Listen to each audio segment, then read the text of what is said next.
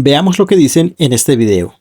Un nuevo estudio afirma que el tiempo no existe. ¿Es real esta noticia? Te lo cuento. El estudio, que por cierto es uno de los más audaces que se ha publicado recientemente, no dice que el tiempo no existe, sino que sugiere, ojo con la palabra, sugiere que el tiempo es una ilusión creada por el entrelazamiento cuántico. Aún así, la afirmación es tremendamente revolucionaria, porque en esencia lo que dice es que el tiempo no es un elemento fundamental de nuestra realidad física, sino que podría ser una ilusión.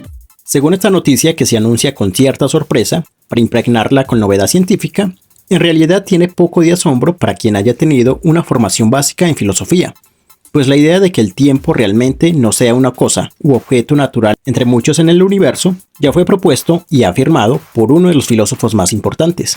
De hecho, para algunos es el filósofo más importante de la modernidad y para otros es el filósofo más importante de toda la historia, y que precisamente en este 2024 se están cumpliendo 300 años de su nacimiento. Y no me refiero a otro que a Immanuel Kant, un titán de la filosofía, en igual de grandeza a los titanes antiguos como Platón y Aristóteles. Kant es uno de los intelectuales más grandes y geniales de todos. Pero, ¿por qué es tan grande e importante tanto para la filosofía como para la humanidad en general? Bueno, porque Kant fue uno de los filósofos más revolucionarios de la historia, al menos en sus ideas, ya que su pensamiento logró darle un vuelco a todo lo que se pensaba en su momento, como por ejemplo lo que se pensaba sobre el tiempo y el espacio. Tan revolucionario fue que hace más de 2 siglos Kant ya había afirmado que el tiempo no existía como un objeto en la naturaleza, algo que los físicos de hoy intentan demostrar o que los divulgadores presentan como un descubrimiento novedoso. Pero no, casi 300 años atrás ya se había dicho que el tiempo no existe. El tiempo no existe como objeto, como cosa natural, pero tampoco se puede decir de que el tiempo es una ilusión o una mentira sin más. El tiempo no es que no exista en absoluto, sino que el tiempo debe entenderse desde otra mirada, ya que lo temporal tiene un papel que jugar en la existencia humana. Y es que Kant piensa el tiempo como una estructura priorística de la sensibilidad para poder ver y conocer el mundo natural. En este video te explicaré esto último de manera básica y lo más entendible posible, y exponer lo revolucionario del pensamiento de Kant, y el por qué hace cientos de años atrás ya Kant había dicho lo que muchos científicos ahora reafirman, con la curiosidad de que estos últimos se quieren llevar el crédito por mero desconocimiento filosófico. Así que hoy mostraré una de las ideas más interesantes de toda la filosofía y que sirva a su vez como un pequeño tributo a los 300 años de Kant que estamos celebrando por este tiempo. Así que, sin más preámbulo, empecemos.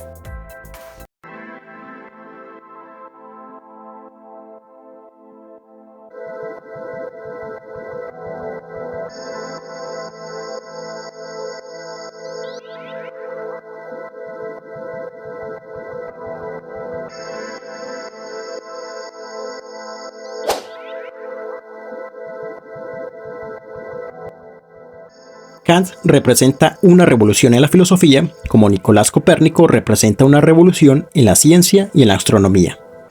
Y es que los dos llevaron a cabo un giro tan tremendo porque desafiaron la manera normal de ver las cosas. La revolución no consiste en simple novedad, como algunos ingenuamente la entienden hoy con la tecnología. Más bien, la revolución es un vuelco estructural de la concepción normalizada de cómo generalmente suponemos las cosas. Y más bien ver esas mismas cosas con otra óptica en adelante. Revolucionar es desnormalizar. Y eso hicieron tanto Copérnico como Kant. Copérnico desnormalizó la forma en cómo veíamos la posición de la Tierra en el cosmos al proponer un giro contrario, que la Tierra se mueve en torno a otro centro, pasando del modelo geocéntrico al modelo heliocéntrico, en donde el Sol que vemos a diario no se mueve dando vueltas en el cielo de oriente a occidente, sino que es la Tierra la que se mueve. Y es por ello que vemos visualmente que el Sol se traslada. Algo análogo hace Kant, pero con el tiempo y el espacio. Kant desnormaliza cómo vemos el espacio y el tiempo, pues en lugar de ver el espacio y el tiempo afuera de nosotros, y que las cosas están en el espacio y en el tiempo, más bien el tiempo y el espacio permiten que veamos las cosas. El tiempo y el espacio están en las cosas porque lo temporal y lo espacial proviene de nosotros. Precisamente a este giro kantiano se lo llama copernicano por el modo estructural de cambiar la posición de los elementos en discusión. Pero para saber cómo llega Kant a esta conclusión, hay que revisar los antecedentes filosóficos al mismo Kant y revisar lo que este pensador precisamente con dicho giro copernicano quiso resolver. La modernidad filosófica inicia y se centra en el problema del conocimiento, de cuál es el origen de lo que conocemos y por ende cómo conocemos. Es ya sabido la discusión entre dos escuelas que pensaron este problema, como lo son el racionalismo iniciado por Descartes y el empirismo iniciado por John Locke. Los primeros, los racionalistas, defendían que el origen del conocimiento inicia en la razón misma y que todo ser racional trae consigo unas ideas innatas, lo que se denomina a priori, es decir, antes de la experiencia sensible, tales ideas como el yo o Dios. Por su lado, los empiristas negaban el innatismo y sobre todo Locke abogaba por una tabula rasa en el ser humano, y que el origen del conocimiento se da gracias a la experiencia sensible cuando empezamos a percibir cosas en el mundo, y que cosas como el yo o Dios son ideas que surgen a posteriori, es decir, por experiencia. ¿Quién tiene razón? Kant, como buen pacifista, no se inclinó por ningún lado, y simplemente hizo lo que nadie había hecho, que es darle la razón a las dos escuelas, mostrando en qué tienen razón, pero también en qué se equivocaron. ¿Y por qué nadie lo había hecho antes? Porque no era nada fácil, y se necesitaría un pensamiento brillante para sintetizar en una sola fórmula dos posturas contrarias. Y para eso Kant debía diseñar una revolución, la revolución cognoscitiva del ser humano. Kant dirá que el ser humano conoce a partir de la experiencia, pero para tener experiencia se necesita unos a priori, los cuales son el espacio y el tiempo.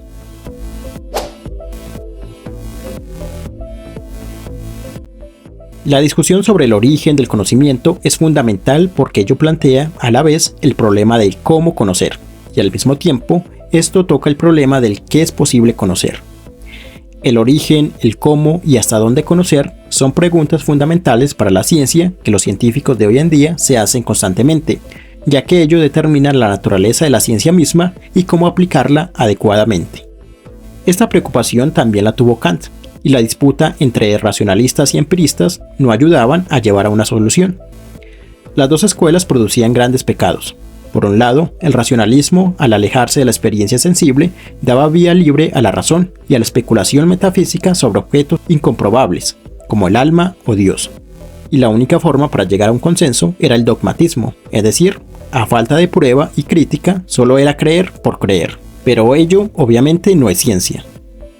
Por su lado, el empirismo, al solo tenerse a los sentidos, solo admitía como cierto lo que se podía percibir, quitando de base a todo aquello que no era perceptible, cayendo en el riesgo de un escepticismo radical, en donde nada era cierto, y ello también dificulta la formación de toda ciencia. Ahora bien, Kant vio que debía poner límites y orden al conocer humano, desentrañando primero cómo es la estructura mental para determinar qué se puede conocer científicamente.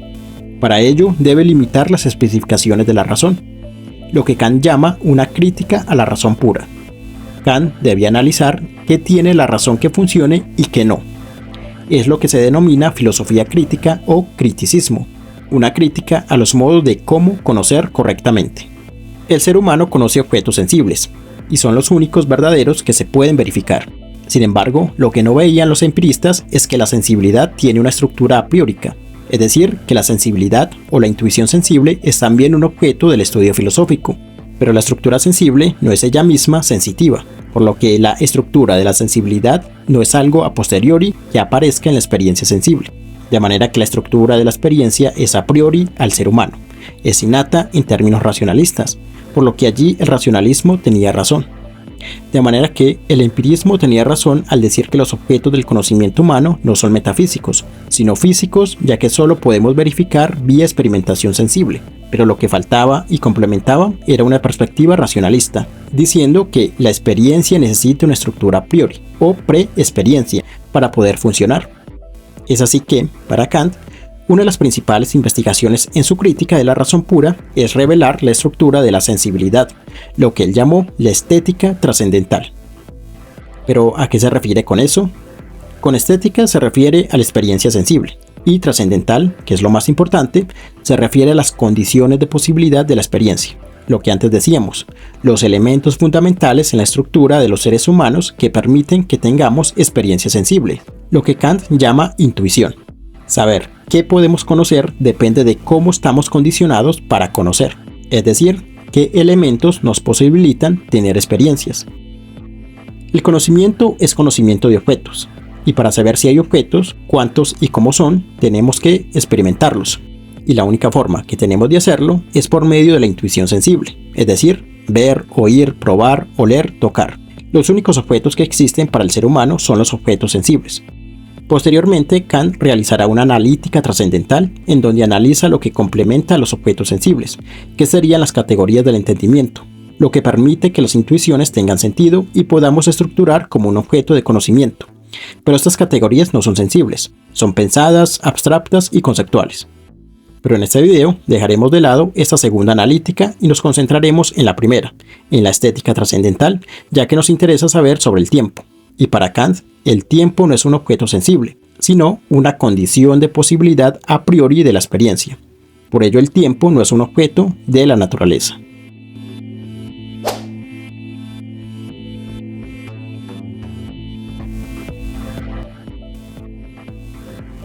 Kant nos dice que hay dos condiciones de posibilidad que permiten que los seres humanos tengamos sensibilidad o podamos percibir objetos físicos. Estos dos elementos trascendentales, es decir, a priori, es el tiempo y el espacio. ¿Por qué? Porque todo objeto que percibimos tiene tiempo y espacio. No hay forma de que percibamos un objeto que no esté en un momento dado o en un lugar dado. Por ende, todo objeto que el ser humano conoce es un objeto físico o sensible, es decir, debe ser experimentado, lo que Kant llama fenómeno. El ser humano solo puede conocer fenómenos, o más bien, la ciencia solo puede conocer fenómenos. ¿Qué es un fenómeno? El fenómeno es un objeto, una cosa de la naturaleza o entidad en el universo que es captada por la experiencia humana en un tiempo y en un lugar. Pero este tiempo y este lugar es dado por el sujeto, por el ser humano, porque ello es lo que permite que el objeto aparezca con cierta presentación. Es decir, que dicho objeto apareció ayer, o apareció a 2 metros de mí, etc. El tiempo y el espacio es la base en donde se para el objeto. Y esto es importante porque es la forma en cómo nuestra cognición puede determinar una entidad. Podemos hacer el ejercicio de imaginar un objeto sin tiempo y sin espacio, pero es imposible. Kant rebate las concepciones que concebían al tiempo de manera tradicional, como la de Isaac Newton, que concebía el espacio-tiempo como un gran escenario absoluto donde sucedían las cosas, como un contenedor donde las cosas caían. Básicamente, para Newton, las cosas estaban en el espacio y en el tiempo. O, por otro lado, Gottfried Leibniz pensaba que el tiempo y el espacio eran conceptos que ayudaban a relacionar los objetos para determinarlos. Kant decía que estas propuestas estaban equivocadas, ya que el tiempo no es una cosa en el universo que contiene a otras cosas, ni que es un mero concepto relacional de otros conceptos. El tiempo y el espacio son a priori de la intuición. El tiempo no es una cosa que existe en la naturaleza, más bien es una condición cognitiva del ser humano que hace posible que veamos las cosas, y a la naturaleza misma, ya que es necesario que veamos las cosas de manera temporal. Entonces, para que las cosas aparezcan a nuestra percepción misma debe poseer una temporalidad, que nosotros, los seres humanos, de manera priorística le damos al objeto. Todo objeto es temporal, y como para percibir, hablar y pensar cosas, se hace temporalmente. Y en esa práctica se crea la ilusión de que realmente existe una cosa llamada tiempo fuera de nosotros, allá afuera en el universo. En otras palabras, Kant fundamenta la ciencia diciendo que lo único que podemos conocer son los fenómenos, que son objetos sensibles, ya que el ser humano solo puede conocer cosas sensitivas porque sus condiciones de posibilidad permiten la sensibilidad, las cuales son el tiempo y el espacio. De ahí que los objetos metafísicos como el yo, Dios o la libertad no son objetos del estudio de la ciencia empírica, pero tampoco la ciencia debe pretender conocer las cosas tal como son en sí, lo que se denomina como el noúmeno, a saber, las cosas no percibidas por el ser humano. La ciencia, sea como sea, es un método de percepción humana. Por ello no puede conocer las cosas en sí, sino que, en tanto percepción humana, la cosa ya es viciada por las condiciones de posibilidad a priori del ser humano, a saber, el tiempo y el espacio, por lo que la cosa, al ser percibida, el noúmeno deja de ser en sí y pasa a ser fenómeno, es decir, para sí, para el ser humano, que es un ser que ve y concibe las cosas con tiempo y espacio. De manera que el tiempo mismo no puede ser un objeto de la naturaleza, ni mucho menos objeto de la ciencia, porque el tiempo no es una cosa sensible, sino un a priori que permite la cosa sensible. Y tampoco la ciencia puede conocer cosas sin tiempo, es decir, la cosa en sí, el noúmeno, porque la ciencia es un método del ser humano que, sea como sea, vicia o contamina a la cosa en sí. ¿Y cómo la contamina? Pues con la percepción. ¿Y qué trae la percepción? pues la percepción trae consigo el tiempo y el espacio. Es decir, que la naturaleza en sí, el universo en sí o las cosas en sí no tienen tiempo y espacio. El tiempo y el espacio es dada por el ser humano. En efecto, el ser humano contamina la cosa en sí volviéndola fenómeno, y el fenómeno es compuesta por el tiempo y el espacio. Así que la ciencia nunca puede conocer la esencia de la cosa misma, sino como estructuralmente los humanos la pueden conocer. En el video que veíamos en un principio, se caía en una contradicción al decir que el tiempo no existe y que es una ilusión provocada por la fluctuación cuántica. Pero esto último, la fluctuación cuántica, es físico, es estudiado por la ciencia, entonces vuelve a tomar al tiempo como un fenómeno físico. Pero no, el tiempo no es físico, ni es una fluctuación del universo ni una cosa objetivo de la naturaleza. El tiempo, de nuevo, es una a priori mental que hace posible percibir las cosas físicas. Sin el tiempo, como una a priori de la sensibilidad, es imposible percibir. Más bien, el tiempo es una a priori que permite la percepción sensible de todo lo percibible, como las fluctuaciones cuánticas de la física y la ciencia. De manera que el tiempo estuvo antes de los fenómenos fluctuantes de la mecánica cuántica, por lo que es un absurdo que las fluctuaciones cuánticas sea la causa y el origen del tiempo.